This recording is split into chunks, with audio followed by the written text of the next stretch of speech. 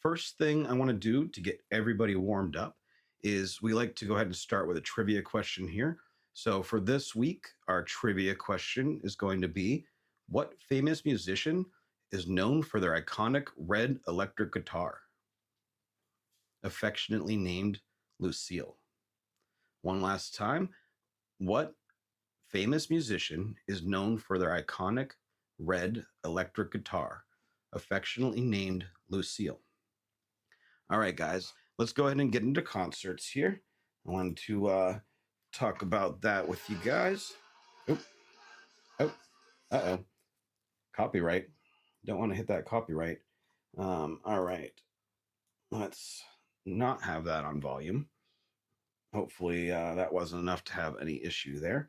But anyway, we've been to a few different concerts, and it's always a fun thing to be taking our kids to different concerts here. Started out, gosh, I don't know when I first took my son, but a long time ago, and he had a favorite band, so we made sure we bought tickets. And that was the first concert. It was definitely a really great experience, but it didn't come without its problems. It didn't come without its learning. And slowly we brought the kids to other concerts, and you know, it's hard because you really need to have a lot of things considered when you go to a concert, and especially something like a rock festival or a rap concert. Um, and so we're going to go over some of these different things here. So I'm going to play this in the background here. So apologize if you're on audio, but we are just playing some just footage of some of the different concerts we've been to in the background, just for some visuals here. But first thing I want to talk about is when you bring your kids to the concert, it can be, like I said, an amazing experience. It creates amazing memories, and definitely gives them some expansion of different kinds of music and encourages their love for music. But it also needs some like excuse me, planning and preparation. Um, First thing to do is you need to consider what you're comfortable with your kids listening to and what you're comfortable bringing them to.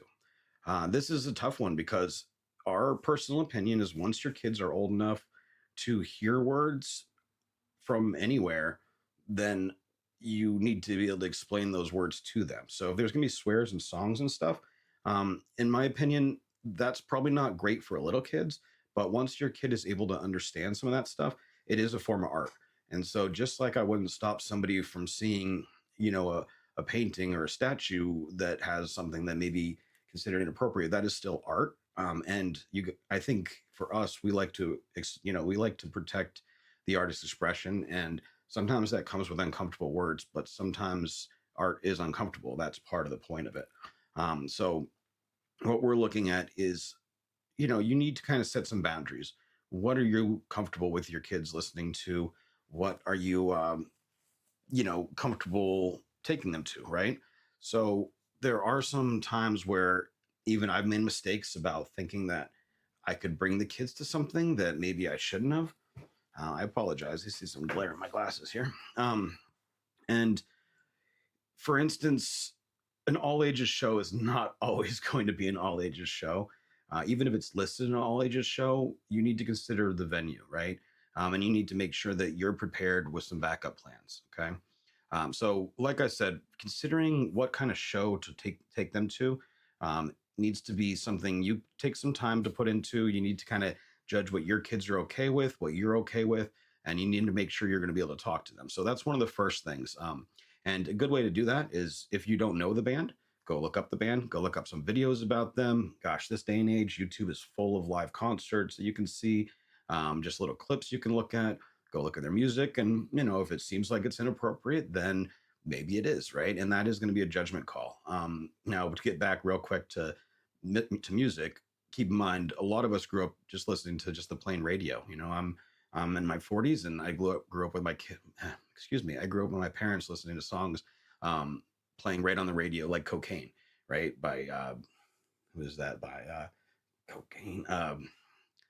Gosh. Anyway, I'm having a brain blank. It will come to me later. It's maybe it's Eric Clapton or something like that. But anyway, with songs like that playing on the radio, and nowadays, songs that Nicki Minaj and some of these other people sing, some of the rappers, and even some of the rock artists, you get some stuff out there that I'm going to keep playing this in the background one more time here. You get some stuff out there that I would say is, borderline inappropriate for some people, right? So for really young kids, yeah, maybe you need to censor some of that.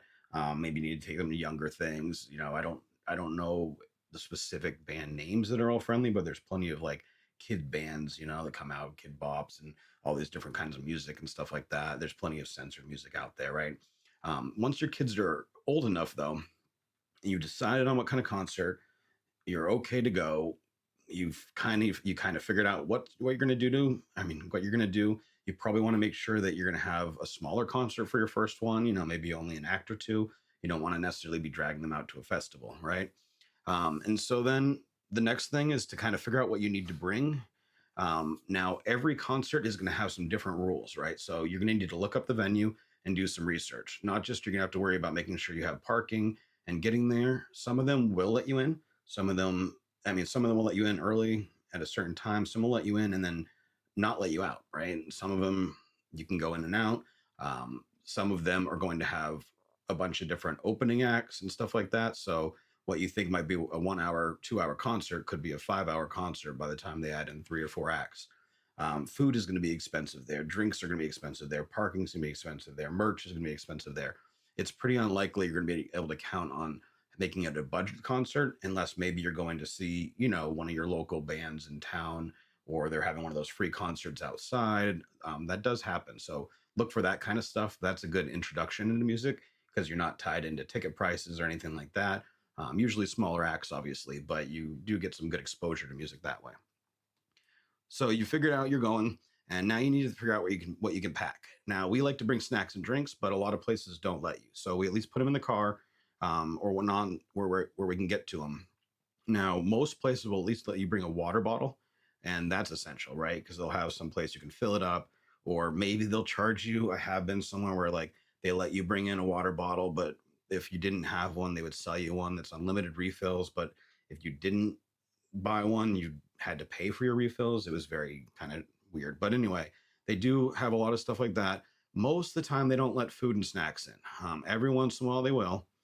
If you have something like medication, you need to make sure you bring that. A lot of venues won't allow big bags. They'll only allow like a tiny bag or a clear bag, see-through bag, something like that. Sometimes like a small fanny pack. Some venues will have lockers. Some will even have chargers. Some will have no kind of lockers, anything like that. And then, of course, you want comfortable and appropriate clothing. If you're outdoors and it's hot, you're probably okay in like shorts and a t-shirt. You might want some of that athletic clothing that's more water wicking, cotton, stuff like that might be a little much. And then if you think it's gonna be cold, if you're in the desert, it gets cold at night, you might want to drag a hoodie out with you and stuff. If you think it's gonna rain, you might want one of those cheap clear ponchos, something along those lines. So just keep that in mind. There's going to be some different things that you're going to when you want to consider when packing. If you're going somewhere where it's really cold, dress in wintry gear, obviously. So that kind of stuff can be really important because just because when you get there, it might be comfortable, doesn't mean when it's over, right? So, for instance, this concert we went to at Fenway, this was in the summer and it was really nice out and I was perfectly comfortable. But by the very end of the concert, we were starting to get to the point where it was getting, honestly, it was just getting kind of cold. And so basically, I wish I brought a hoodie, but I would have only worn it for the last like half an hour. But then the walk back to the car too. So keep in mind, you still have sometimes like a 30-minute walk back to your car in some of these situations. Now, I have been working on putting some of this stuff up on an article here. But one last thing I did want to, or not one last thing, one thing I did want to keep in mind here is when I said an all ages show, sometimes an all ages show is not an all ages show. So this show here, this is a Cypress Hill and Tech Nine show, and the difference here is this one's indoors and this is all fog, right? It's fog machines. There's no one smoking in here. This one is outdoors, and this wasn't fog. This was other stuff. And so, even though this show is an all ages show, if you wanted to bring people to this as an all ages show, you would need to probably, hang out quite a bit further back. Now, this one wasn't sold out or anything, so there was that option to be able to, get out of the way of all this. But yeah, the front of the stage, this was cloudy, to say the least, and it doesn't show it as much from this picture, but it definitely was. Now, no matter what concert you go to, this is probably for you as well as your kids. You can make your own choices about your ears, but your kids can't. You need to have some sort of ear protection. Earplugs are pretty cheap, but you don't want to buy them at the concert because they're going to cost way more. Get them ahead of time, make sure you have them. And I would even have a backup pair, right? Don't necessarily go buy like the most expensive pair and only bring one. It'd be better to have two or three pairs of cheap ones in case you drop them, or lose them somewhere in the middle of the concert. What good's the protection if you have none of it? But we get usually like we have like a mid range pair that we tend to use, and then I just throw a pack of the really cheap ones in my bag too in case anyone loses them. That way we've got like total of six pairs or something between the three of us. So that's something to keep in mind too, especially with young children, and especially depends on the venue, right? Just because it's outdoors does not mean it's going to be quiet. Like that one, that Cypress Hill Tech 9 one, that was outdoors in Vegas, and my gosh, it was one of the loudest concerts I've ever been to. There was so much bass there that my entire body was like pulsating. It was very intense. It was a good concert, but man, it was a lot. And I've been to indoor ones with huge, massive sound systems that I thought were like some of the loudest I've been to. That might have been the loudest concert I've ever been to, and it was outdoors. All right. Now another important one is to manage expectations. So we went to this, this BB No Money Young Gravy concert, wherever there's some different pictures out here, and this was in a smaller venue. We did get cheaper seats, so you can't really complain too much. We drove down there though, and then we happened to have the tallest people in front of us. Um, and then not just that, if they sat, we'd be fine. It was tiered seating, but they stood most of the time. And so, it's hard because you didn't pay for great seating. Now, people standing, that's going to happen anywhere. So you couldn't really get mad at them. But other times you might find a really cheap seat that has like an obstructed view. There's a lot of situations like that. Now, if you're at a bigger venue, it's not quite as big of a deal because you can usually see, and every once in a while you can go walk around and get different views. When you're in a tight one, like this one was in Boston here for BB No Money and Young Gravy, they're pretty strict about you walking into the aisles unless you're actually getting food and drink and stuff. They don't want you just hanging out there. They were getting on people for standing in weird spots. So this one was definitely a harder one. And this was actually, one of the ones that we debated a little bit between taking our child to, because she's a little young for it, but she's been listening to the music anyway, and she was listening to it with her friends. They play it in advertisements. It's all over the place. And so when you have someone like this, it's very mainstream, Baby No Money, Young Gravy. But then when you listen to lyrics, obviously, there's some stuff there. It's not just all goofiness and everything. They have some substance, but they also have some inappropriate stuff. They're very sexualized. And so you need to know that stuff. And that's why it's really important to discuss this stuff with your children, discuss their favorite parts, discuss the parts they were uncomfortable with, discuss, how they felt after it. Did they enjoy it? Are they into this kind of music still? If there are swears, especially in rap or even some of the rock stuff, talk to them about that. Don't just leave it out there and ignore it because um, you don't know what they're going to think of it, right? And, you know, sometimes some of these bands are very extreme about the way they act or the way their lyrics are and stuff, right? So then you have some that are kind of chill and seem pretty chill, but then when you listen to the lyrics, then sometimes you get, wow, these guys are pretty deep about what their messages are. We got Green Day, and like I said, my sister and my wife and I went to see that concert, and these are a lot of fun, but you can't just go and think that you can bring your kid to anything just because it says it's all ages. And then some of the other things are just safety. So you want to make sure one of the first things you do when you get there is figure out an emergency point that looks like it's a good spot. Usually there's going to be one where kids can go if they're lost. So usually you want to make sure it's like that main office central area that if anyone gets lost, no matter what, you go back there. You want to make sure you establish where the closest bathroom is so that if anyone is getting lost, we know where that is, in case anyone needs to wait out there and you don't run to the emergency spot, and leave somebody behind. You also want to make sure that you're aware of the kind of music that's playing, as well as the kind of crowds around you. It's hard to have to sit there and be vigilant of everybody around you. But if you see a mosh pit forming, you can't have your kid near that. And if you do, you know, that's going to be pretty dangerous if anyone gets in there. Now, I'm not going to say that hard rock people are bad people, because honestly, if you're going to have somebody if you were going to have your kid need to run to somebody, sometimes it might be almost better to have them run to somebody who, is hard rock like that, bikers, stuff like that. They're not usually the ones who are the super creepy ones you need to look out for, but that doesn't mean you want them running anywhere near their mosh pit. Some of these mosh pits are very violent. Kids get hurt all the time. Even if your kid wants to say that he's going to go in a mosh pit, you don't want to let them anywhere near there. Once they're 18, I still wouldn't recommend it. You can do what you want at that point. It's hard for a parent to stop a kid at 18, and you might encourage them if you tell them not to. But if they're under 18, keep them away from the mosh pit and protect them. That's your job as a parent. You might end up getting hurt accidentally doing it, but that's better than your kid getting hurt, right? It's just definitely one of those things that you're going to find bands encourage it, and some bands don't. And I totally get it for some people. They get so hard into it. They love it. They love the whole fighting thing. MMA people just charging at each other, just dancing the music and throwing their fists. There's bands that are like that, though. You're not going to see that at a Goo Goo Dolls concert necessarily, but if you go to something like Power Man 5000, that's going to be there, right? So look at your crowds, be aware.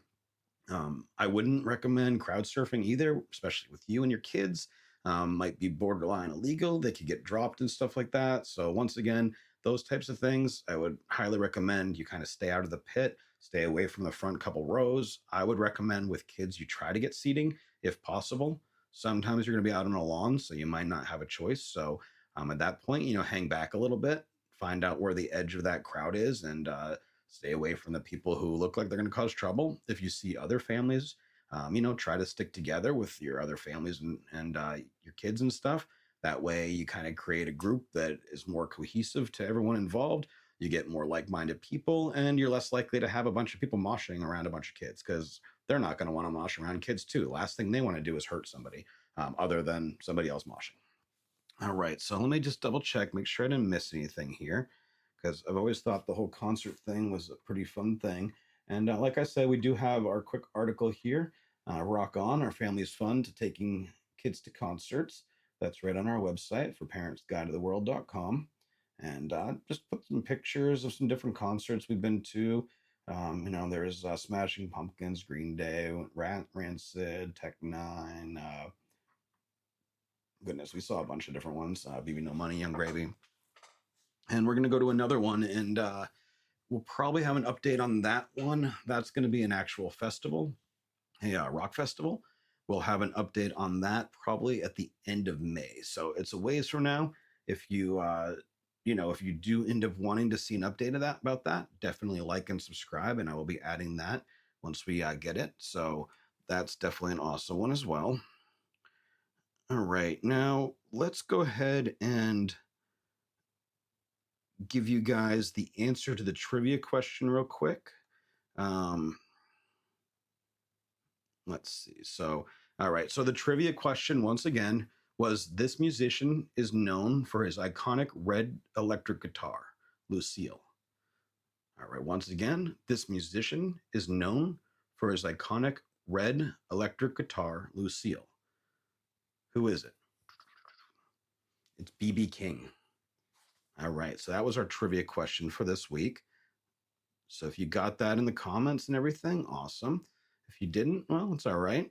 Now you know a different useless fact, and that is something that I always encourage. Okay.